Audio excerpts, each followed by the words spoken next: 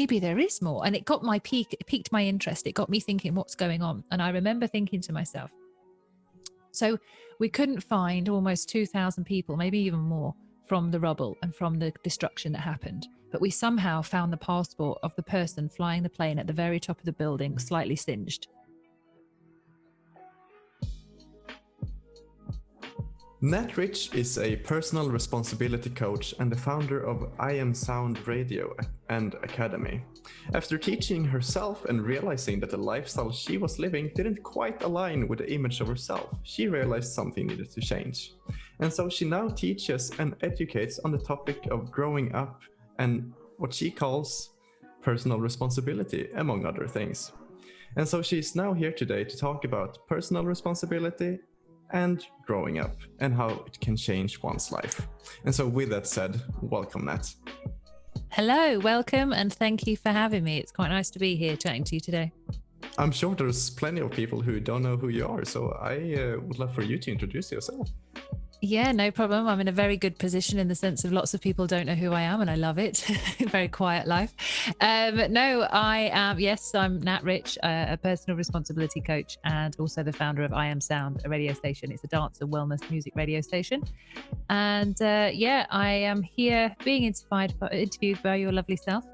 And I just generally taking every day as it comes is not, when people ask me questions, I have answers, but I've become very quiet. I don't have social media. I've kind of come off everything. I'm doing everything organically and networking in real person, which is something I love. Why did you stop using social media? It's crap. Basically, it's crap. I don't know anybody that really loves it. Everyone's like, oh, I've got to do it for my job, or I've got to do it for this or for that. And for me, that's not, I want to live in authenticity. If I don't like something, I don't want to use it, and I can work a way around it. Before social media, the world existed. It will exist again after social media. And I genuinely believe I'm a happier person without it. So it's a win-win situation, really. Things take a little bit longer to do. And a little bit more, effort is required to connect with people naturally, but I'm being human, so I'm happy with that. That's interesting that you said no one really enjoys using social media, and I was gonna say I do enjoy it, but when I think about it, I don't think I do. To be completely honest, I'm doing it because I know it's needed in the world we're living in. Yeah. But how are you making it work without social media? So I use something called a phone, which everyone has. And this is what everyone says to me. How does this work? I'm like, well, you meet people and you talk to them and you get their phone number and then you call them, and or you email them if you know them. If you go out and you meet people, you get their email address. There are so many other ways to connect with people. And just being open and chatting to people and asking people for help. Do you have any friends I can interview on my podcast? Or do you know any amazing people I can talk to?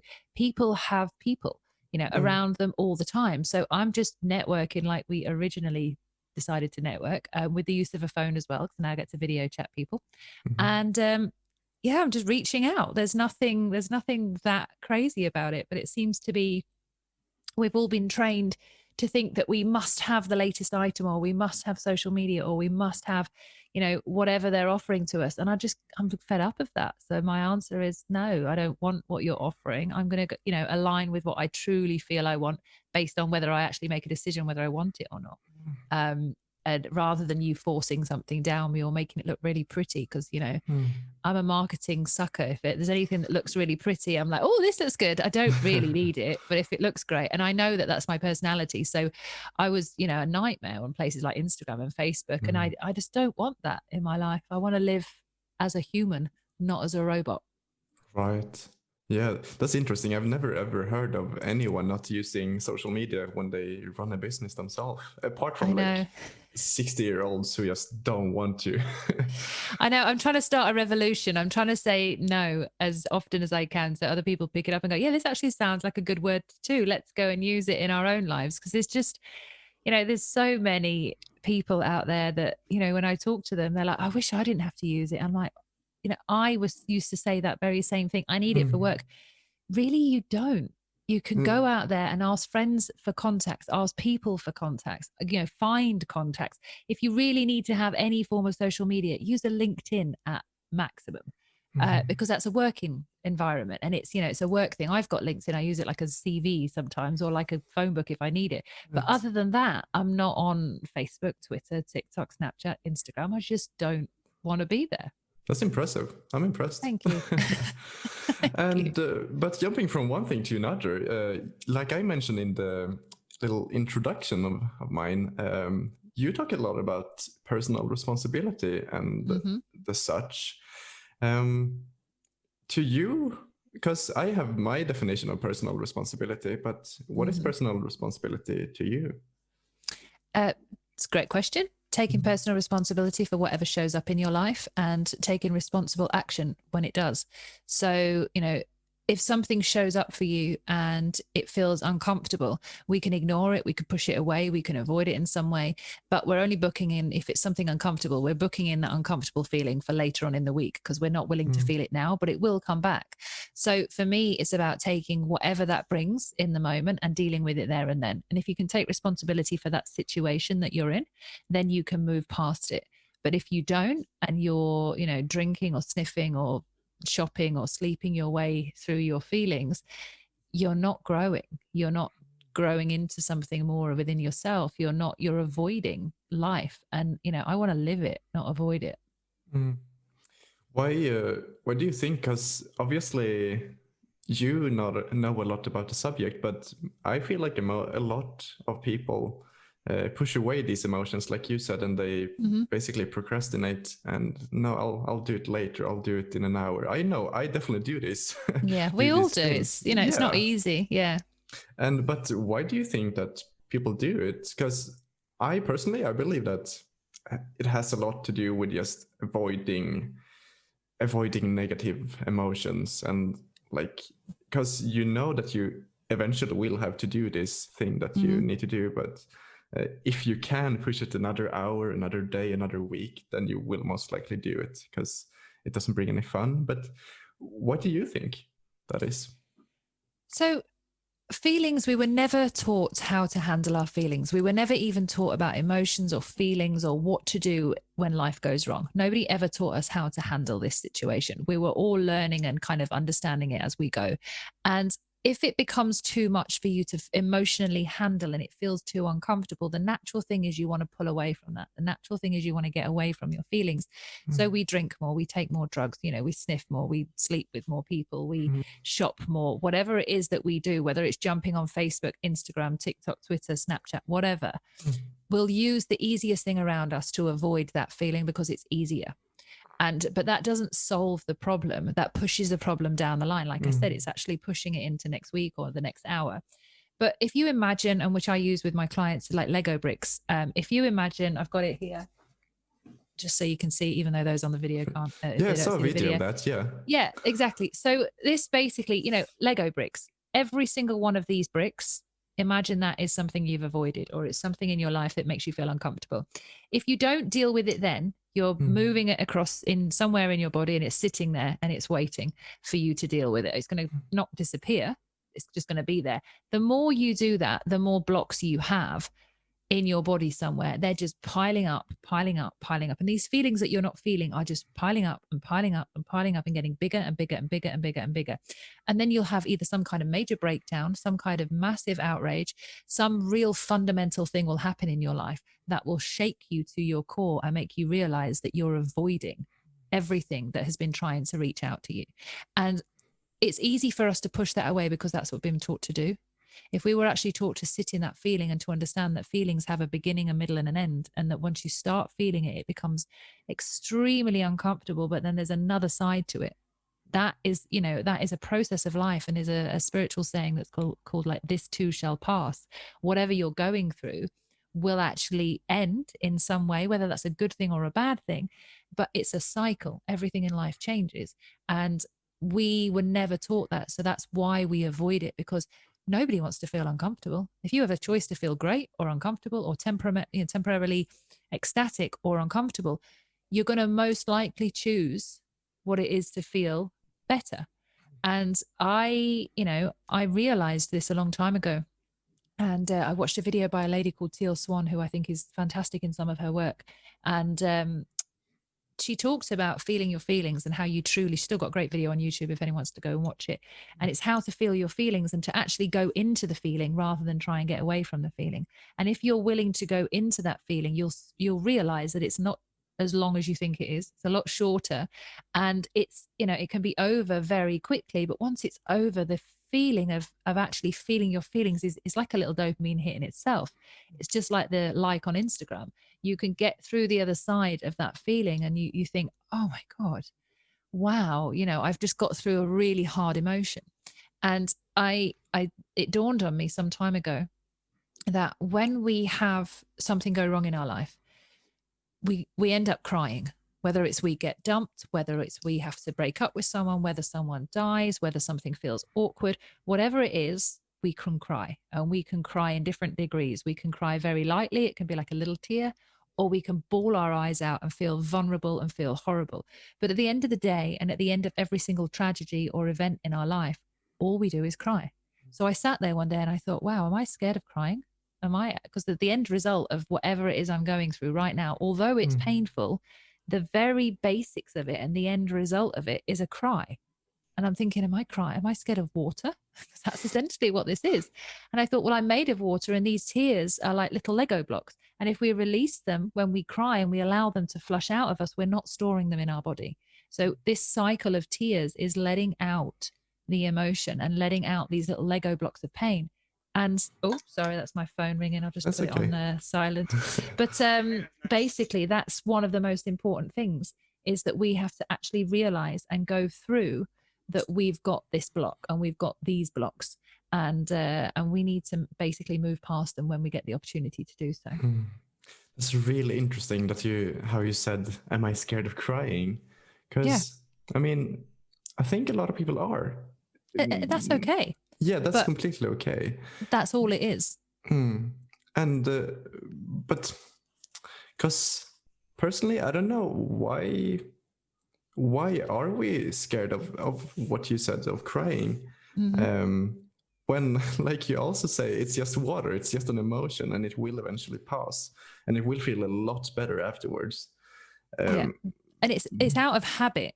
When you fall over when you're younger and somebody comes to your rescue and says, oh, it's okay, let's brush past it, you'll feel fine, rather than saying, oh, feel into that pain, really grasp hold of that pain, feel into that poorly knee that you've now got, and really feel it. And then on the other side of that, you'll feel better. They don't teach us that when we're younger. Everyone says, oh, no, you'll be okay. Let's move away. Let's change your mind. Let's move it.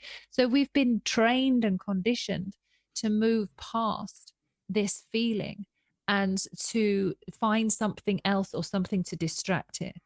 But it's a part of who we are, and it's a fundamental part of who we are. And if we can't face it and we can't embrace that feeling, we're pushing a part of ourselves away. And that's why we're always constantly looking for ourselves, like, where am I? What am I doing? Where am I going? Who am I? We're right here.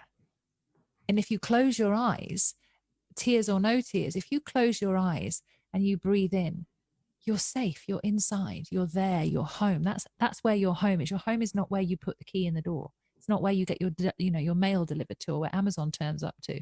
It's when you close your eyes and you can sit and breathe once, twice, maybe 3 times, that peace that you've got inside of you has been there your whole life. And that's the place that you go to feel your feelings, in that silence and in that space. That's really deep. I don't even, it's very deep. But it's so simple at the same time. True. But do you think we should, instead of, like you said, like, instead of telling our kids that, oh, it's going to be okay, you're fine, stop crying, do you think we should instead say, like you said, really feel this pain, enjoy this pain, and really feel it? Yeah. Why not? Because at the end of the day, it's not hell that we're going into. It's a feeling.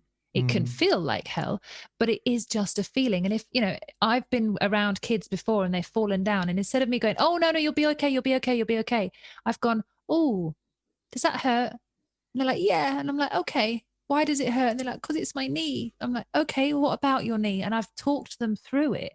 And then I'm like, okay, do you think you'll be okay? And they're like, yeah. But they just want to express how they feel in that moment, not to just push it away or just to tell them that it's going to be okay, because to them it might not be okay in that moment. And it's just giving the kid the space to feel the feeling and to feel what that is for them, and actually allowing them to embrace that feeling. Because if you take that feeling of pain away from them, you're blocking them from feeling it, but it doesn't mean it goes anywhere. It just stores in their body. And hopefully next time when it happens, you'll be with them again to help them. But if you're not, they're on their own with loads of pain now, rather than just the pain from the moment. They're sat there with all the pain from their entire life. And that's why pain is pain, and it's relative to different situations. But if you've always avoided your pain, the day you really truly feel into it, that's a lot of pain to feel into, because it's built up. So if we can get used to, from a very early age, to handle our pain and to actually process it in the moment that it happens, it becomes easier to deal with. And I know that from my personal opinion. I have been rejected in many scenarios in my life, but the more you get rejected and the more you handle it, I know that I'm okay on the other side of that rejection and I can get through it. So I'm not scared of rejection anymore. Bring it on. If that's what I need to have, then that's fine. But it's where I would never have wished for rejection when I was younger. I would have never said, yeah, please come and reject me. Now I'm like, if you're going to reject me, something better is going to come after it. And my understanding of it is better, and my process of it is stronger. And, I can handle things. I'm being human. Rejection is a part of life. If you avoid rejection your whole life, you're not living. That's true. That's very true. And it's an interesting definition of personal responsibility. And because me as an individual, I feel very, I guess, comfortable is a good word to use, with myself and who I am, and etc. etc. And that's all great and sunshine. But I know for a fact that most people, or a lot of people at least, definitely do not feel that same kind of comfort with who they are. And the way I understood what you said is that most people are looking for outside factors, outside approval, in a sense. Yes. And then when that approval disappears, you're left with yourself. And if you aren't comfortable with yourself, then that will be a very tough space to be. Yes. And the whole world at the moment is struggling with an external environment that is pretty extreme on every level, in every country. It's confusing, it's extreme, it's upsetting, it's traumatizing, it's scary, it's overpowering, it's overwhelming, and that's the outside. So for the people that haven't worked on the inside, that also have that on the inside because they've never dealt with who they are, have double the amount of hell to go through right now. And I can't begin to imagine what that must feel like. And I am so grateful to myself for learning about all of this stuff and going through what I needed to go through at a time when, although the world was screwed, and it has been for a long time, it wasn't as volatile as it is now. And this is what we really need more than ever now, is to face what is truly happening. So if you're looking at the world and thinking, oh my God, it's terrible, but you're looking at it through social media and through the media, and, looking at the BBC and all these other media outlets that are feeding you with negativity, and then you're avoiding yourself and drinking yourself into oblivion, and then you're, maybe not speaking to anyone about it because you don't know how to share your feelings. You're constantly running away from yourself, and it's exhausting, and you can't do that for much longer. So it's now as a better time than any to switch off from social media. It's better time than any to switch off from the news, to stop the drinking, to stop the excessive drug use, to stop going out and shopping and, avoiding yourself, because the world needs people that are willing to be themselves. And most people aren't, because they don't know who that is. But now we really need it more than ever, because you look outside in every country, everyone's scared. Everyone's unsure. And the more confused that they've ever been, the most confused they've ever been, that's the frightening place to be. It is. So we can help ourselves if we take personal responsibility for the moments that we're in. Right. And have you always felt the way you are feeling, that the world has gone to shit, basically? Well, great question. So since 2009, before 2009, I was raving. I was living in Ibiza, doing different things, Ibiza 2009 was my first season, but I was going to Ibiza, I was raving, I was taking drugs, ecstasy, you know, MDMA, ketamine, whatever it was. I was drinking extensively. I was going out living for the weekend and living this life that I thought was life. Basically, I just thought this was life. I wasn't really caring about politics, didn't know about the world on a large scale. I knew we shouldn't litter on the floor. I knew we shouldn't, you know, do half the things that most of us did. And that was it. I had this kind of like 3D world that I was living in, thinking, oh, is this it? You know, and when I went to Ibiza in 2009, I had the best season. I partied my ass off, spent incredible amount of time with amazing people, and came back with a ketamine addiction, thinking, oh, is this life? Is this really life? Is this the be all and end all? Have I partied, you know, have I reached the limits? Because I'm partying with the best DJs in the world on the best island with the best people. Have I reached my peak at the grand old age, you know, where I am now? And I sat there and I thought, there has to be something more to life. And then when I started looking and I asked that question, and I spoke to somebody, and he told me to go and research something about the Twin Towers. And he said, I'm not going to answer your question for you, but I want you to go and research the Twin Towers and what happened in America. And I'm like, planes flew into the building, loads of people died. What do I need to know? He's like, just go with the mind that you've got now of being open and seeing what else is out there. Go onto YouTube and go and research that subject. And you tell me if you think that there's anything different about it. And that's all he said. And we were at Nando's and we carried on with our Nando's lunch. And then I, left him, thought fine. That night, went home, sat there with my plate of chips, I think it was I had, and just, one by one, watching all these things on YouTube. And I started to realize that there was some people questioning what happened at 9/11. And they were questioning the fact that, there's some pretty epic mistakes and things that have yet to be explained around that subject. And I was thinking, holy crap, like maybe there is more. And it got it piqued my interest. It got me thinking, what's going on? And I remember thinking to myself, so we couldn't find almost 2,000 people, maybe even more, from the rubble and from the destruction that happened. But we somehow found the passport of the person flying the plane at the very top of the building, slightly singed. I was like, no. Every part of my being was like, do not be an idiot. That is not the right information. You are not being given a full story. Because if we can't find all these people, and this rubble was like lava, they were saying it was the hottest, and it was steaming for like months afterwards. How did the paper passport, might I add, make it? And I was just like, nah, like that doesn't make sense to me. So I had this inquisitive thing, and I started looking into the world. And I started to realize that things weren't exactly as what I thought they were, and weren't as we were being told. So that was in 2009, and we're now, in 2020. So for the last 10 years, just over, or 11 years of my life, I have been questioning what is going on in the world. And it's been a scary place, never as more as it is now. But I also I'm not scared as much by our environment now, because I understand the environment better than I did. But if I didn't know what I know now about the world and how it's not as it seems to be, I would be in a very strange place right now. I'd be terrified, because I never bothered to look before, and I was quite happy being oblivious.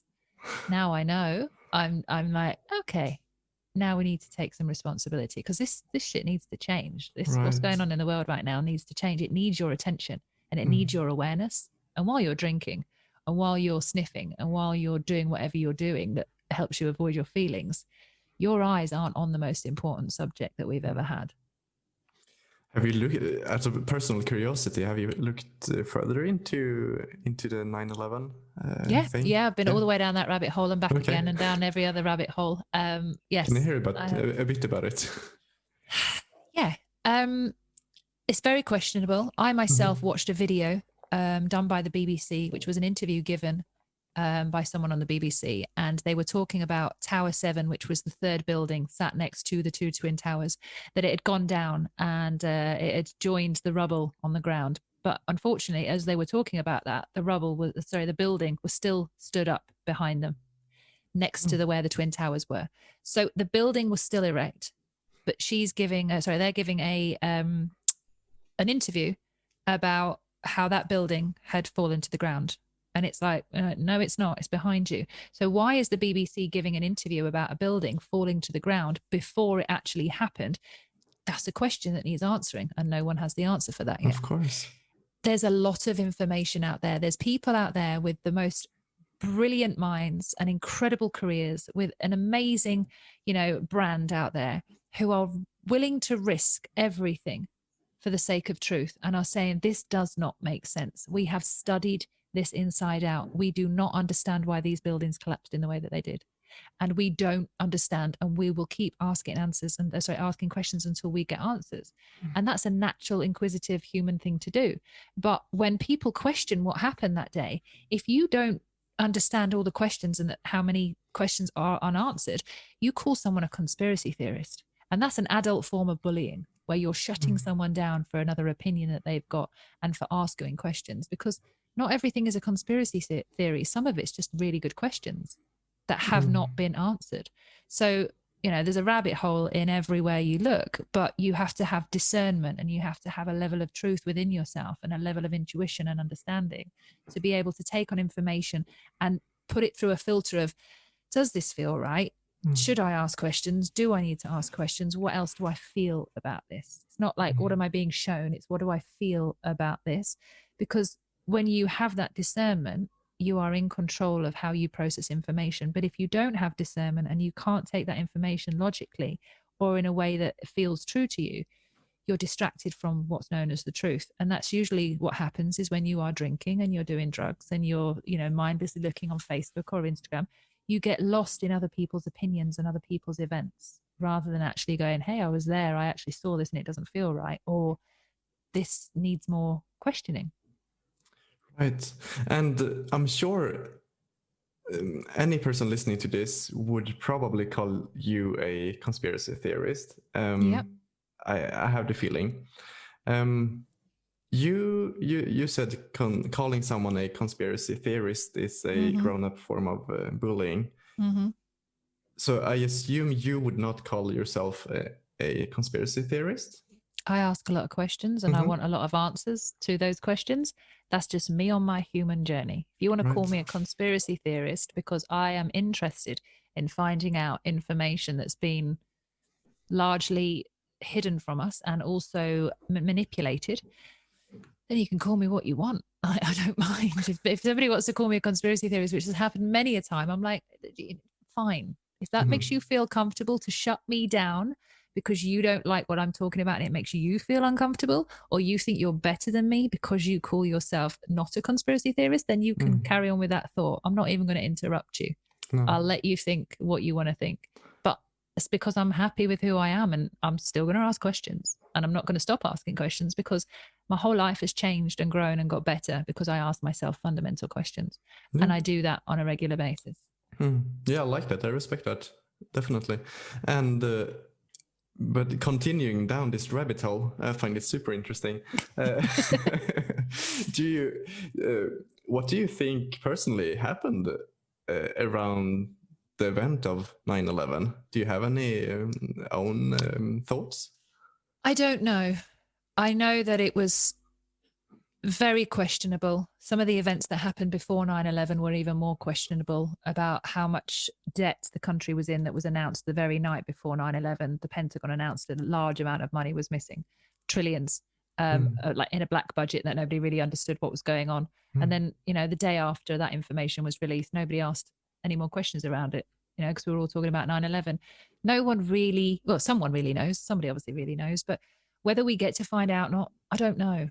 And I don't lose sleep over it, and I don't lose friends over it, and I'm not being uncomfortable around it. I don't need to know the answer to everything, but I am willing to ask the questions, because if, the answer wants to show itself, then I'm prepared for it. But if you're not willing to prepare for information that might contradict what you believe, you're not, again, you're living a very stuck life. And this is one thing that I've come to know in my life, is having a belief, whether it's a good belief or a bad belief, or it does you many favors or it doesn't, that belief is like a box. I don't want to live in a box. I don't try and have beliefs about something. I want to have faith in something. I have faith in there's something greater than I am. I have faith in something bigger than I ever will be. And I have faith that when something goes wrong, in the end, it will all work out okay, because it always does. And I've got a whole life proven of that. Whenever it's gone wrong, I'm like, oh, I always get through it somehow. I'm still here.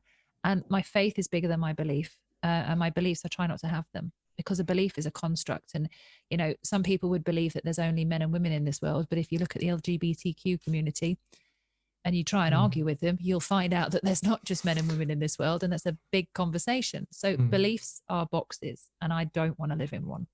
I like that. I really do like that, because I speak about this a lot personally, not online, but in like my personal circles, how you spoke about beliefs and putting yourself in a box and not being open to new beliefs and new point of views and opinions and views. This really limits you as a person and what you can potentially become. And hopefully even a better person. I believe personally that this is something we all need to work on a lot, especially in the year we are living in. And Clear Vision 2020. Exactly. And now looking at the elections in the US, there's a lot of opinions flying, both sides, all sides. And if you ask me, I would say that we all need to be more open and actually be open to listening to another human being, essentially, and hearing them out and actually taking in the information and thinking about it and not just disregarding it as this, you're completely wrong, I am right, my belief is the greatest. Because that will not bring any kind of change. Would you say, I guess what I'm getting at is, do you agree with what I'm saying? Yeah, I do. Like, the essence of kind of being open to someone else's opinion is a part of life. You have to be open to other people's points of view.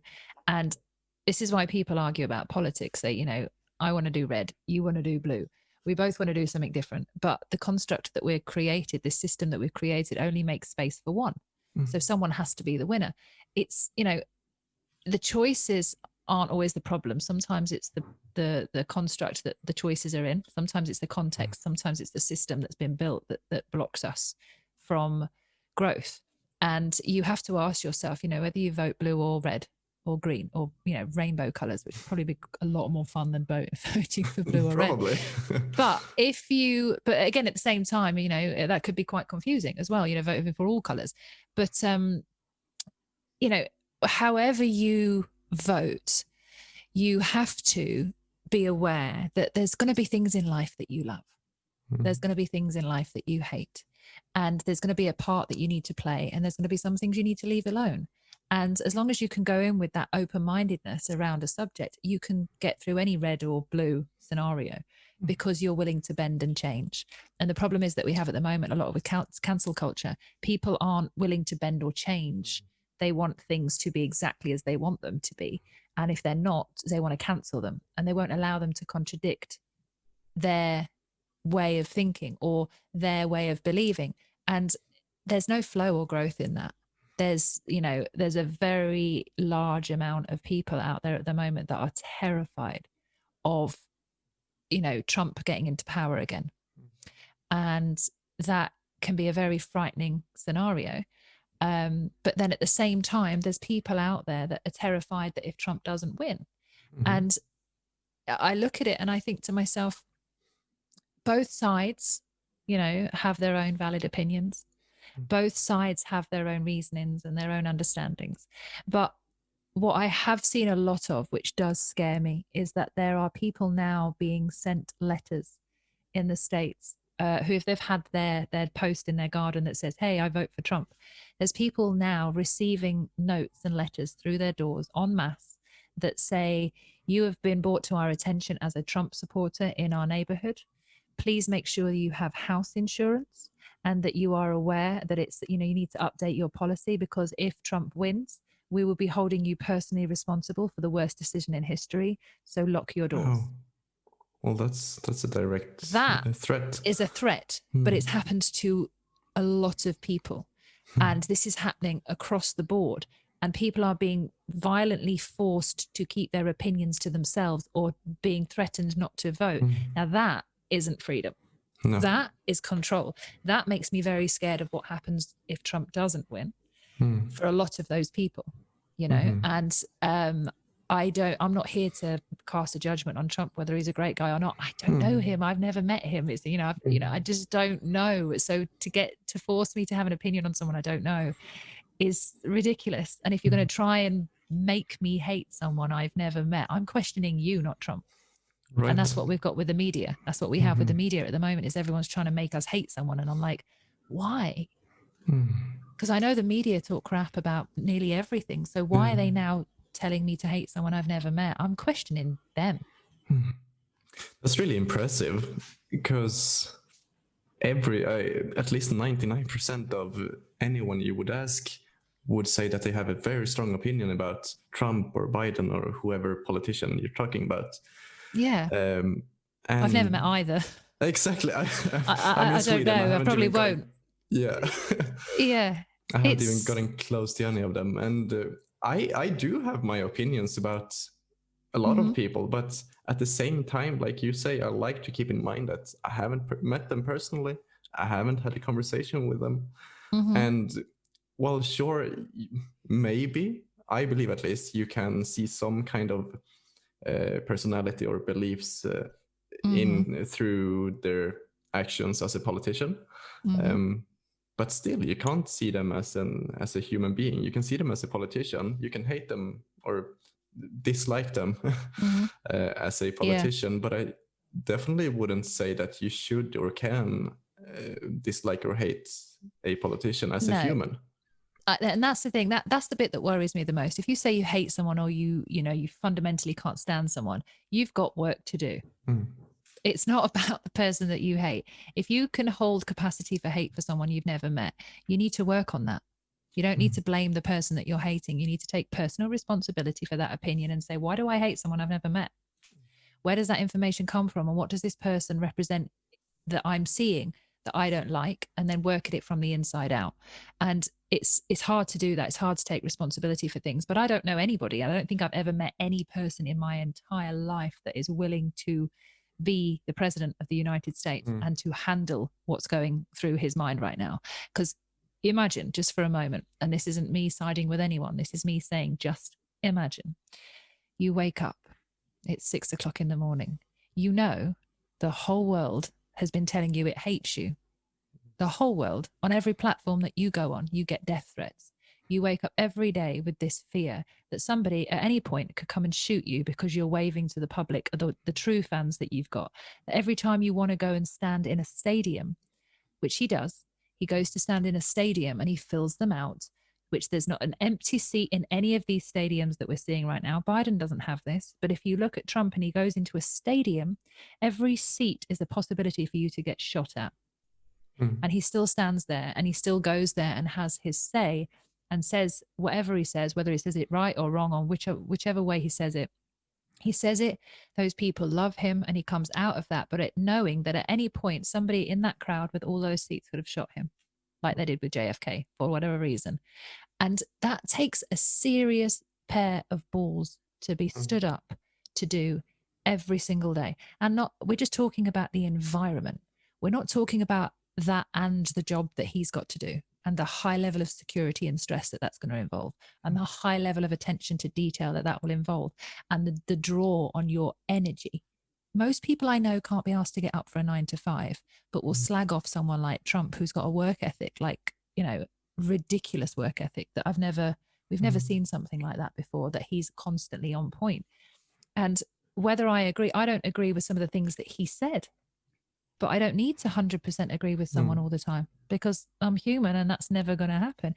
Some of the comments he's made are disgusting, but however, some of the people I know are part of WhatsApp groups that are vulgar more than what I've ever seen Trump say. But these are private WhatsApp groups that they wouldn't share. If you go into a locker room, do you not think every footballer out there has somehow experienced locker room chat and degrading of women? But they might hate Trump. So for me, I don't want to be a fan of a particular person that I don't know, because I could be a fan of something that's fundamentally wrong that I don't know about them. So I won't put myself into this fan state, into this huge support state. If they're talking straight and I'm seeing that they're doing good and it can be proven to me that they're doing good, then I'm more likely to support them and move in that direction with them if I'm needed to. But if I'm not needed to, and I'm not, because I'm not an American and it's not anything to do with me, I'm going to just stand back and I'm going to say, okay, well, this is a really interesting thing to watch, which it is. It's one of the most entertaining things we've ever seen on the planet right now is the Trump election. You can switch on Hollywood, you can do whatever you want, but if you're not tuning into what's going on in America right now, which is highly entertaining for some weird reason, you know, you don't know what entertainment is. Like, this has got all your bad characters, it's got your storylines, it's got the twists and the plots and the the cheers of people wanting to win. It's a real game of life out there. It's more entertaining than any football match we'll watch. And it's just, unfortunately, it's going to have a result that's going to have people killed. Whichever way it goes, people will die. I was listening to my background. No, don't worry. It's absolutely fine. It's, these things happen, that nothing can go perfect. So when you get background noise, and if you edit all of this out and you make it sound great, then that's great. But that's also like putting a filter on in life. Like, not everything's perfect. There's going to be a lot of work behind this. That's fine. Yeah. But like you said, it truly is entertaining to watch America and what's happening in the United States of America. It's like when everybody watched us with Brexit. It was embarrassing to be English when Brexit was happening in the way that it was. But everybody has their own, their own entertainment in some weird way. That's true. Yeah. It's not as united as the name suggests. No. Yeah, but completely jumping from one thing to another, because there's tons of things I want to cover and we can't stick to one thing. Mm-hmm. You have mentioned the saying ignorance is bliss. Mm-hmm. You have mentioned that's, in my own words, is the most stupid thing a person can say. And would you mind explaining a bit what you mean by that? Yeah, ignorance is not bliss, it's ignorance. It always has been ignorance, it always will be ignorance. And, it's never going to be anything else other than ignorance. When people say ignorance is bliss, they prefer not to know, they put their head in the sand, they avoid the real situation. And that is not going to do you any favors. It might temporarily, it's just like avoiding anything. Ignorance, ignoring that you have a problem with alcohol, and just saying it's bliss because I'm going out and having an amazing time. Brilliant. Is it really brilliant? Is your liver thinking it's brilliant? Is the future alcoholic version of you thinking it's brilliant? In the moment, you might think it's great and you might think it's bliss, but really, is that ignorance worth it? You might not go to the hospital to get your cancer checked out because you're like, oh no, it's nothing there. I'm in complete ignorance of it. I'm having a great time with my family. I don't want to worry anyone. And all of a sudden your cancer tumor or whatever it is has got way worse than it needed to because you didn't deal with it in the moment that it came up. And when people say ignorance is bliss, I just think to myself, okay, you do that. I can't do anything. There's nothing I can do with that. There's no growth there. That's just you being stupid at that point, thinking that what you're doing, it's a reason for you to get away with something. And I don't just want to get away with things. I want to improve my life and what I'm doing. I don't want to be getting away with things. I'd rather not do things that I have to feel guilty about or that could jeopardize me in the future. The decisions I make today affect who I am in the future. And I'm very aware of that. And that's why I've made all the decisions in the past to get me to where I am today. And that's what I'm very happy with. But that wasn't happening until I understood that. I was making some epic decisions that were fundamentally flooring me, that were just not making me feel great. But I kept making them because I didn't know any better. But when you learn, you stop making those decisions. If you really want to change, you'll stop making those decisions. Right. And how you said that the decisions that you have made in the past have led you to where you are today. I personally have a very strong belief that anyone is 200% responsible for whatever they are going through today. Mm-hmm. And I take it as far as someone being homeless to someone being rich. Mm-hmm. And beyond their greatest imagination.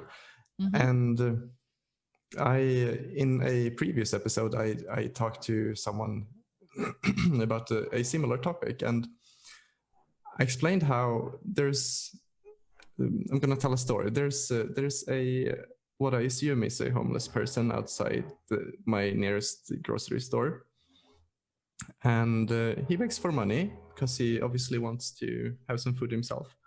And I do feel for that person because I would never want to be in the same situation. Obviously, no one would want that, and it would be horrible to say anything else. But I also believe that I don't know what has happened up until that point. I don't know why that person is sitting outside that store begging for money. Perhaps he used to have a great life with a great income and whatever else. But then he made some kind of stupid decision that led him to losing all that, and now he's outside the store. And so, while I do definitely feel for the person, I also don't feel bad for the person because I have no idea what has happened. And if I knew the story and it turns out that, okay, he fled from a country going through a war and he just had to flee in order to survive, then of course I would feel for that person because you can't stop a war by yourself. But yeah, do you feel the same way about decisions, and would you go as far as me? So it's interesting what you say. What I'm hearing you saying is when you said the words, if that guy made a stupid decision that he had to, and they ended up on the streets, I'm going to pull it up on the word stupid. Depending on where he's come from makes it stupid or not. Stupid might be in your opinion, it might be in someone else's opinion. And if that person has been habitually abused as a child and grown up in a really strange domestic violence kind of situation with their family, and he couldn't take anymore because it fundamentally flawed him, and he decided to run away and he didn't have any other options, would that be stupid? Or would that be him having enough of that situation? And whatever it is that he's going to has to be better than where he's coming from. So that is where we need to be very careful about our language. And when we talk to someone, and I had a very similar experience to you, I made friends with someone in Ibiza who was homeless, and I would always see him, and I'd always give him money if he needed it, and I'd buy him lunches. We spent Christmas together. He came to my house. He stayed there for a little while. We went to the beach together. Loads of different things. And he's homeless, homeless. And I made a friendship with him. And I saw him go through periods of time where he got off the streets through that time, but then he made silly decisions that put him back on the streets because they were ego-based decisions. They were angry decisions. They weren't because he was he was being treated badly. They were just faults of his own, which you can see there's a very big difference. But one of the people that I know shocked me one day when they said to me, why do you give him money all the time? He spends money on, he's going to spend it on crack cocaine or whatever.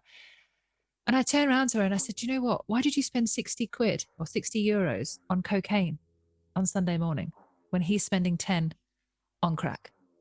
Why did you spend, I'm not judging you. Don't judge him for what he spends his money on. If he wants to spend his money on whiskey that warms him up for the evening, let him drink because he doesn't have a blanket. How we control someone else's, or how we control ourselves around someone else, or how we think of someone else can be not only damaging to ourselves because it limits us, but it's also damaging to somebody else because it means we wouldn't necessarily ask questions if he was okay or does he need help, because we've already judged him on spending that £10 that we might possibly give him on spending something that we disapprove of, having not thought about actually our own actions of what we're doing that other people might disapprove of. It's a cycle. Everything is a cycle. And I hate it when I get on the train in London. I hardly ever do it anymore. But when I get on the train in London, there's a beggar on the train and somebody's, there asking for money. You'll get an announcement on the train saying, please don't give this beggar any money. You are perpetuating the problem of, and I'm like, don't tell me who I can give my money to. If somebody's in front of me that clearly needs it and I want to give that person some money because they need it, then they're getting it. Regardless of whether I'm perpetuating a problem or not, I am a human being. If I can look away and pretend it's not happening, then, fine. That's what you really want to do. I don't want to do that. Don't ever do that, because if I need help in some way and somebody just turns away and they don't notice me and they're looking away, I'm not going to get the help I need. And we're so busy judging homeless people for why they got on the streets, for what they might spend their money on. If somebody questioned you on your bank statement every month, are you completely happy with everything you've spent every month? No. No. So it's, for me, it's a judgment problem that we have, not a homeless problem. And so my voice is disappearing. Do you think that people need to look more at themselves and less of the people in their surroundings? And like you said, if you look at your own bank statements, you've made some poor decisions If you spent 800 quid on coffee over the last 2 months, which you could say some people do that in London before the pandemic. Right. You know, it's, there's just so much opportunity to learn from your own mistakes. So it's always better to look at your own stuff first before you look at anything else. And if you can do that and become comfortable with your own little cabbage patch that you're sitting on, that you're, you know, you're tidying up your own little space and making sure that what you're doing, you're happy with. If somebody comes to judge you on what you're doing, but you're actually fundamentally happy with it, you're in a good space. But if somebody comes to have a go at you about something and you feel like, oh, I don't like that, it's because you know that partially some of the things they're saying might be true. And that makes you feel uncomfortable. But if you get good at being you and you're happy with you, people saying stuff to you bothers you much less. Right. Yeah, that's very true. And looking at the time, I want to end this. Oh, wow, we've done an hour. Yeah, time flies. Yay. I always go an hour. Yeah, I'm always nervous in before any interview because like, are we going to be able to do the time and so on? But time flies. And time does. It does. But I want to end it on a positive note. And so speaking about looking at yourself and less of your surroundings and such, it is a great thing to say, but it's definitely, I think, a lot easier said than done. Basically, looking at the world around you now, there's a lot of people that doesn't really look at themselves too much. So how can today, if I wanted to be more aware of the decisions I do as a human, how would you say, in your own words, how can I go about actually looking at myself in the mirror? There's 2 great ways. I'm going to tell you both. Number 1, go and choose 10 people that you know and ask them to tell you the 3 most annoying things about you. That will give you yeah, exactly. That will give you one opportunity to really find out who you are and where you are. The other one is to sit in the mirror and with nothing else available to you, no phone, no music, no nothing, just sit in the mirror, clothed or unclothed, regardless of whatever you want to do. But take a look at yourself. And if you can actually even just do that, because some people can't even do that, if you can actually just do that and you can sit there and you can solely look at who you really are, you'll notice very quickly that all of these things start coming into your mind about what you think about yourself. You might think you're not good enough. You might think you hate yourself. You might be quite grandiose. You might think, oh my God, I'm amazing. How good am I? And then you'll hear a little voice behind that saying, really? You know, and you'll start to really see how you judge yourself. And if you can't look in the mirror without going, oh, my hair's a mess. Oh my God, I must look stupid. You know where you are. When I look in the mirror, I'm fine with what I see. I don't wear makeup. I used to wear loads of makeup. I used to just try, prove myself all the time. I look in the mirror sometimes and I'm like, I'm all right. I've looked worse and I've looked better, but today I'm all right. And, I've got very comfortable with looking at myself, and that's not from a self-love point of view in a negative sense, is the fact that I've sat in front of the mirror naked and cried to myself many occasions, been disappointed with who I truly am because I'm having to face my own bullshit. And I'm willing to do that at any point if I need to. If something feels uncomfortable, or if I have an argument with someone, which is extremely rare, I've literally had 2 probably in the last 2 years. But if I've had an argument with someone and I've got through that argument and I try my best to get through that argument, I still go away regardless of how it ended, and I sit in the mirror and I'm like, what did I do wrong? How did we get to that? What did I do in order to get to that? Not like, oh my God, I hate them. What did they do wrong? What did I do wrong? And how did I get myself there? How did I get us there? And I take responsibility for that. I like that. That's a really great way to go about it. Painful. It's not easy. But it is. It's really useful. Painful, but like you said, useful.